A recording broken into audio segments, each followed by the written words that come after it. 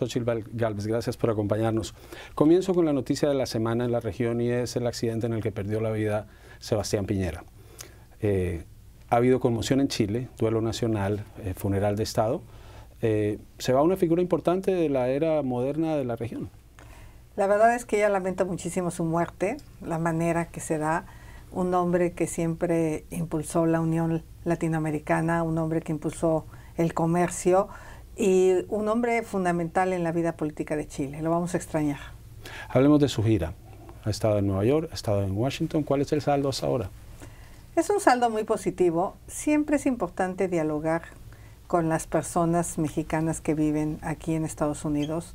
Algunos ya de manera documentada, que han hecho su vida, pero que siguen extrañando a México, que plantean la posibilidad de regresar a México de manera segura, de que tengan atención en los consulados de manera eficiente. O sea, realmente ellos envían remesas a México a sus familias, hacen una gran aportación al país y no reciben una calidad en los servicios. Y por otro lado están aquellos que sueñan con tener documentos, que tienen algunos hasta 20 años aquí en Estados Unidos y lo único que les ha hecho falta es un abogado, porque de alguna manera tendrían toda la documentación necesaria para poder acreditar su residencia y ellos pues no tienen los recursos para hacerlo. Y obviamente están aquellos que pues necesitan una reforma migratoria que no se ve cercana porque hay una polarización tremenda en ese tema. Hay un enojo contra los migrantes, los ven como un problema. Ahora mismo en México también los migrantes que cruzan por el territorio nacional, las personas les molesta que estén en la calle, que no tengan un empleo. Entonces creo que el tema de la migración es el principal tema del que se habla en Estados Unidos y tenemos maneras de solucionarlo, pero hay que trabajarlo de manera conjunta. ¿Cómo ve la relación entre Estados Unidos y México en este momento y especialmente la dinámica de esa relación entre el gobierno de Andrés Manuel López Obrador y Joe Biden? Yo veo que hoy se habla de dos temas aquí en Estados Unidos y la relación con México es mucho más que eso. Fundamentalmente se habla del tema de los migrantes y se habla del tema del tráfico de fentanilo. Obviamente no nos damos cuenta que el tema de la migración tiene que ver con la expulsión de personas en zonas inseguras. Michoacán tiene un nivel de violencia tremendo, Sinaloa, Chiapas ahora, Tabasco, y eso obviamente va a generar un mayor flujo migratorio hacia Estados Unidos de aquellos que no pueden vivir en México. Algunos centroamericanos que tienen documentos para estar en México de manera humanitaria buscan salir de México rápidamente por las bandas delictivas que enfrentan secuestros, los traficantes de personas que de alguna manera son una amenaza para ellos.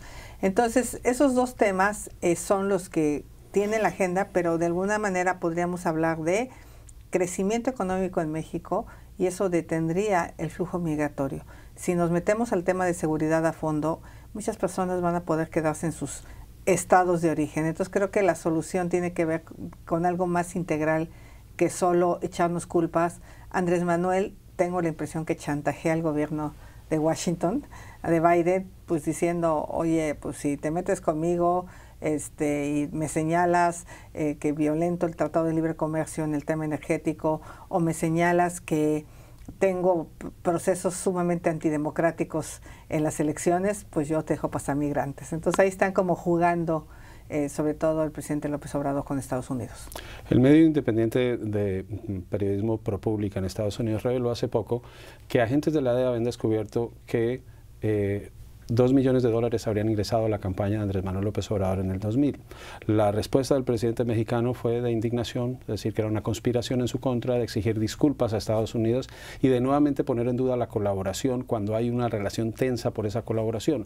¿Cómo ve esa investigación y la posibilidad de que esos dineros hayan ingresado a esa campaña? Yo, como candidata de la oposición a la presidencia, le he exigido al presidente Andrés Manuel López Obrador que ponga una demanda aquí en Estados Unidos por difamación. Si él está convencido que eso es falso, debería de poner la demanda para limpiar su nombre y limpiar el nombre de México. No basta que salga de una conferencia mañanera y diga que es falso. ¿Cuál es el problema que él tiene? Que pareciera que los hechos con los que se ha conducido su gobierno confirman esa posibilidad de alianza. El saludar a la mamá del Chapo, el visitar en 7 ocasiones Badiraguato, el no atacar frontalmente a los narcotraficantes, a los criminales en nuestro país, se le ha acusado de su estrategia de abrazos y no balazos, cuando hoy tenemos 175,000 personas asesinadas y pues parecía que los abrazos son para los delincuentes. Entonces creo que el presidente Andrés Manuel está obligado a limpiar su nombre y yo insistiría que lo hiciera. Mencionaba ahora el tema electoral. Primero, ¿cuándo lanza su campaña? ¿Cuándo comienza este proceso que va a ser muy, muy interesante? Oficialmente, ahora soy la precandidata de los 3 partidos y seguramente a mediados de febrero me estaré inscribiendo ya ante el órgano electoral y el día 1 de marzo inicia mi campaña política, 90 días de campaña para poder ganar la presidencia. ¿Confía en el Instituto Nacional Electoral? ¿Confía en el Tribunal Electoral? Obviamente mi confianza está. El tema es que estas instituciones sí han tenido ataques democráticos. Hay muchos conflictos internos entre los grupos afines al presidente, entre los grupos que se mantenían como autónomos, que peleaban por la autonomía de esas instituciones. Y ha habido mucho debate para nombrar funcionarios dentro del instituto. Han desplazado a muchos funcionarios que tenían servicio profesional de carrera, pero se piensa que pertenecen al anterior presidente. Los han removido y me preocupa un poco la falta de experiencia de los que van llegando ya ante la inmediatez del proceso electoral. Entonces vamos a confiar, pero sí hay focos amarillos de que estos pleitos internos quiten certeza al proceso. Lo mismo pasó en el Tribunal Federal Electoral, donde hubo una remoción del presidente a solo 5 meses del proceso. Entonces, no me gusta lo que ha pasado, tenemos que confiar en ellos. Una elección histórica, por donde se le mire. O usted o Claudia Sheinbaum van adelante en el proceso. Una mujer al frente del gobierno en México, algo que no ha ocurrido. ¿Está listo México para dar ese paso cuando Estados Unidos no lo ha dado? ¿Y cuáles son las ventajas y desventajas que traerían ustedes de llegar a la presidencia? Por supuesto que México está listo, tiene buen rato listo. La enorme ventaja de que una mujer llegue a la presidencia tiene que ver, uno, con derechos de mujeres, tiene que ver con la familia. Sí somos mucho más sensibles a preocuparnos por lo que le está pasando a los jóvenes, al menos yo soy madre de 2 jóvenes. Me preocupa que la principal causa de muerte en Estados Unidos entre jóvenes de 15 a 35 años sea la muerte por sobredosis. Me preocupa que en México la principal causa de muerte entre jóvenes de 15 a 35 años sea el homicidio. Tenemos un grave problema, no estamos cuidando de nuestros jóvenes y a mí me parece que los gobiernos a veces se enfrascan en discusiones estériles y no se dan cuenta que cada día que pasa, que no nos ponemos de acuerdo, muchos jóvenes están en peligro. Yo estoy aquí porque soy madre de Juan Pablo y de Diana y a mí me preocupa dejarles un México en las condiciones que hoy está. Un México violento, un México con miedo, un México donde las mujeres son asesinadas, 11 mujeres todos los días, donde son violadas 46 mujeres diario. Entonces creo que como mujer sí me voy a poner en los zapatos de las madres buscadoras que no han localizado a sus hijos, 46,000 personas desaparecidas en este gobierno. En ese sentido hay una ventaja. Somos mujeres en general, nos dejamos ayudar, aceptamos la ayuda de los especialistas, no tenemos muchos problemas con esa arrogancia masculina de yo lo sé todo. Al menos en mi caso, yo soy una mujer que se suma. Ahora mismo está conmigo Ildefonso Guajardo aquí en la gira, un hombre con muchísima experiencia. Y me parece que la manera de ejercer la política es distinta. Para mí, pensar en que hoy las mujeres no tienen estancias infantiles, que se quitaron las escuelas de tiempo completo, que se eliminó el sistema de protección de seguridad social y muchas mujeres tienen que enfrentar el cáncer, que no hay vacunas para el papiloma que previene el cáncer cervicuterino. Todas estas cosas serían impensables si una mujer gobernara. Ahora, muchas de esas madres buscadoras, una tragedia que vive México, recibieron muchas promesas durante este gobierno que no se han cumplido. ¿Usted sí las va a cumplir y qué le dice al presidente por no haber cumplido lo que dijo que iba a hacer? Pues es que el presidente dejó de cumplir muchas promesas, entre ellas que iba a atender a los migrantes aquí en Estados Unidos, que les iba a poner decenas de abogados para resolver su tema migratorio, y a las madres buscadoras ni siquiera las recibió. O sea, olvídate de cumplirles, ni siquiera las escuchó cuando buscaron las puertas de Palacio Nacional, al igual que a mí se las cerró. Es increíble que ellas tengan que buscar con sus propios recursos a sus hijos, rascar con sus propias manos. Yo, por supuesto, que he abrazado a Ceci, la madre buscadora de Sonora, pero he abrazado a muchas mujeres a lo largo de mi recorrido y puedo sentir su dolor. No me perdonaría no atenderlas. O sea, para mí una madre que busca un hijo es algo que merece toda tu atención. A lo mejor no lo vas a poder regresar a la vida, porque seguramente muchos de ellos han fallecido, pero que encuentren consuelo, que al menos sepan que esos restos que han identificado a quién le pertenecen. Creo que hay ahí un trabajo que tenemos que hacer de manera seria el gobierno en la identificación de los restos que estas mujeres encuentran. Cuando uno mira la historia de México, México estuvo bajo el control del PRI durante 70 años, hasta 2000. Ahora está Morena. Morena, se podría decir, es una versión del PRI de izquierda, y el modelo de Morena sería quedarse otros 70 años. Por supuesto que eso es lo que busca el presidente. El mismo presidente viene del PRI de los años 70. Él mismo es parte de la época de Luis Echeverría. Él entra a militar al PRI. Manuel Bartlett es el autor del fraude hacia Cuauhtémoc Cárdenas en el 88. Ignacio Valle, la persona que está acusada de haber robado 20,000 millones de pesos de Segalmex, estuvo en el PRI, y el presidente dice, es que lo engañaron los priistas a Nacho Valle, por eso robó, y lo tiene protegido. Entonces, tenemos funcionarios corruptos, tenemos funcionarios autoritarios, y por supuesto que los cambios legislativos que pretende hacer el presidente a la Suprema Corte de Justicia y al Poder Legislativo es para intentar quedarse al menos 20 años. Y eso es lo que está en juego. Lo que está en juego en nuestro país son las libertades, lo que está en juego es la democracia, lo que está en juego es la división de poderes, no solo los temas económicos y de seguridad, está en juego mucho más allá. Es nuestra posibilidad de seguir siendo un país libre y democrático. Si las cifras están correctas, y me corrige si no, por lo menos 60 millones de mexicanos reciben asistencia del gobierno.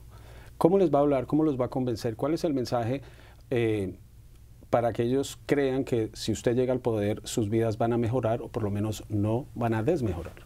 Primero, garantizarles que los apoyos sociales se quedan, no va a haber una disminución de los programas sociales, pero convencerlos que no es suficiente. No es suficiente para salir de la pobreza, porque tienes una pensión, pero por otro lado no tienes medicinas. Entonces estás gastando este dinero para comprar medicinas. Tienes una pensión, pero no puedes salir a la calle por la inseguridad, porque se dejó de invertir en policías municipales. Entonces creo que lo que tenemos que garantizarles es que ellos merecen más que eso. Y mientras este gobierno quiere que la gente se mantenga en pobreza, yo lo que sueño es que la gente salga de la pobreza, porque es mi caso de haber salido de Hidalgo, de Tepatepec, en una condición de pobreza, y llegar a la ciudad sola a los 17 años, me indica que el camino es la educación y el emprender o el tener un trabajo bien pagado. Eso es lo que tenemos que buscar para los mexicanos. Hoy la pobreza sigue. Simplemente tienen más ingresos, pero no hay salud. Tienen más ingresos, pero no hay agua. La gente tiene que comprar agua. Tienen que gastar gran parte del recurso en agua porque no se invirtió en infraestructura hídrica, y con la sequía que tenemos la gente está gastando demasiado dinero en cosas tan básicas como medicinas y tener acceso al agua, porque el gobierno no ha hecho su trabajo. Entonces creo que tengo que hacerle entender a la gente que por un lado le dan, pero por otro lado le quitan. ¿Qué tanto le crean las encuestas? Las encuestas dan una ventaja amplia para el partido de gobierno sobre su propuesta, pero usted llega a Nueva York y hay protestas. Hay protestas en eventos a los que usted asiste. La campaña se ha trasladado a Estados Unidos. ¿Le crea las encuestas y cree que esas manifestaciones fueron orgánicas, fueron de gente que no acepta su proyecto, o detrás de esto es más la campaña en general? No hay duda que las personas que protestaron en Nueva York son personas que están al servicio del partido Morena. De hecho, traían el logo de Morena Nueva York, traían la imagen de Claudia Sheinbaum en una chamarra. O sea, ellos son de Morena, fueron enviados por el partido en el poder, no se veían protestas orgánicas, porque son los mismos que protestaban con García Luna, son los mismos que recibían a Andrés Manuel López Obrador, o sea, son sus seguidores. En cambio, los 300 estudiantes que llegaron a George Washington llegaron solos, o los estudiantes que llegaron a una conferencia que di, pues llegaron porque se inscribieron.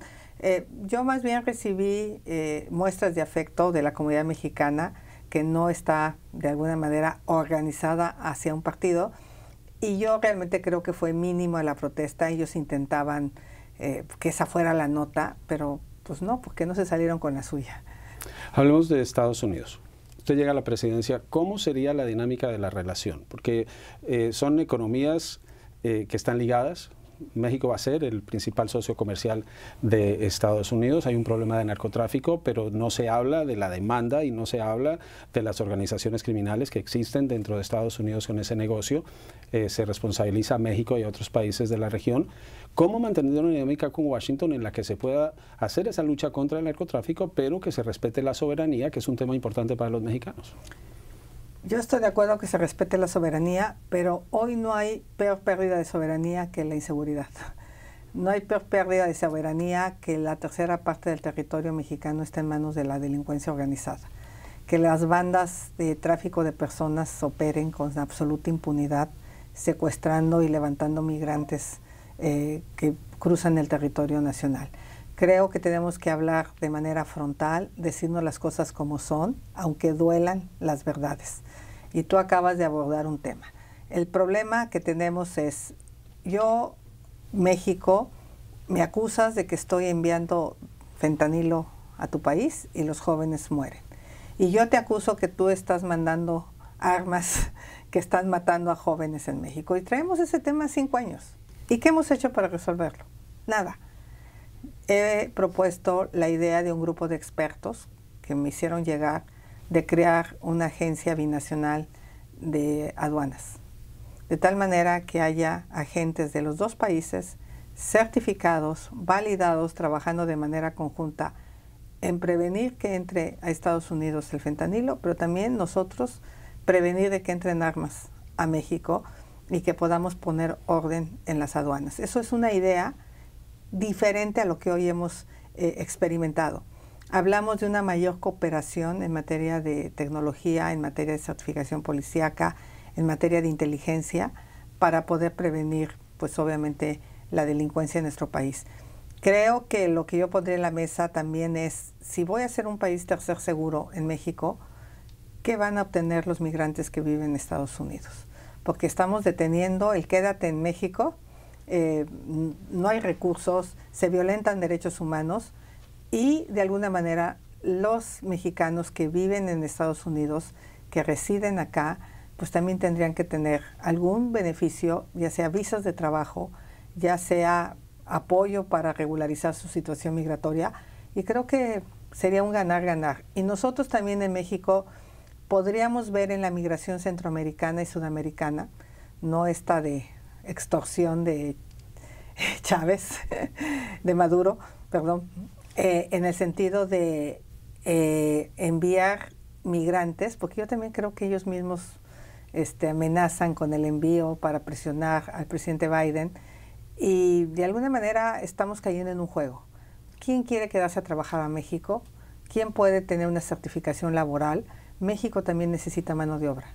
México no tiene suficiente mano de obra si vamos a crecer con el nearshoring.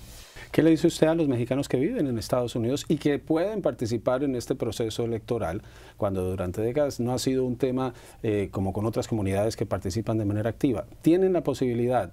¿Por qué lo deben hacer? Hay poco interés, hay poca información de lo que está pasando en México.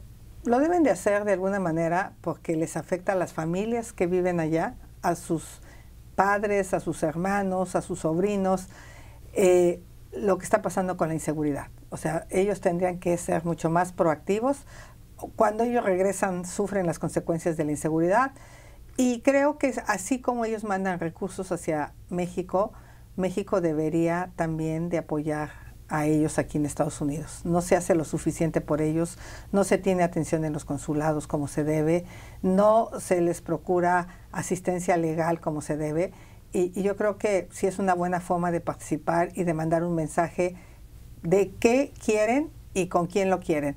Yo cuando estuve en el proceso interno fue algo que me llamó la atención, porque a la votación histórica ha sido de 100,000 personas votando, nada, de 4 millones que lo podrían hacer.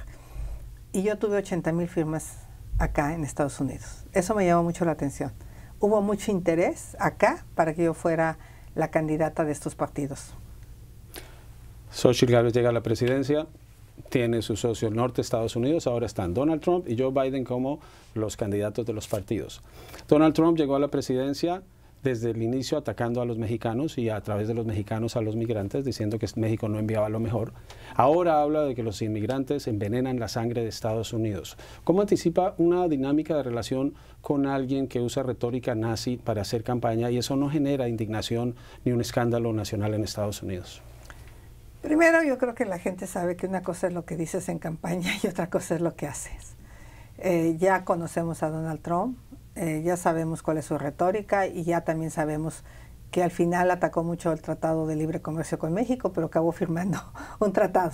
¿Por qué? Pues porque más allá de lo que dices en campaña, pues tú tienes que cuidar los intereses de las empresas de Estados Unidos, de los norteamericanos en materia económica. Entonces, en ese sentido, pues no se hizo realidad que iba a cancelar el Tratado de Libre Comercio con México. Por otro lado, la construcción del muro, pues se construyó un pedacito, pero realmente es imposible construir un muro de esa dimensión por el tamaño de la frontera.